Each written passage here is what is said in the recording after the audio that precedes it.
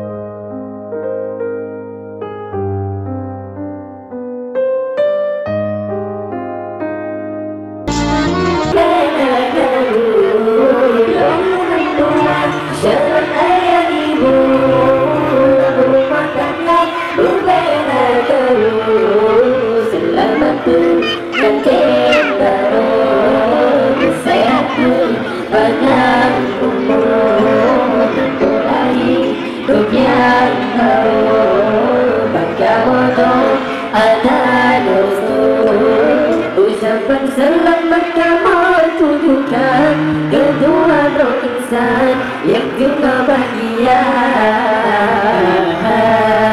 Selamat pengantin baru nyandara baru pengantin di rumah memilih Allah yang kegata ngerjarang lembu neasuh ada suami tercinta dengan wangi terbaik ganteng junjungan rumah tangga lecotin bahkan suruh bijaksana dan berdua salam ayah ibu rumah tangga berbeda jauh berdua salam ayah ibu rumah tangga berbeda jauh selamat pengantin baru sehat panjang umur temulai hidup yang baru bangga benar ada restu ucapan selamat kamu tujukan kedua roh insan yang tinggal bahagia. Selamat pengantin baru urang prasiju dan tamakan bolong ketumpah bersama sinar nasib PREH melantun doa ucap prana ingat-ingat wangi LINTOE BARO gata tunjungan rumah tangga ngejak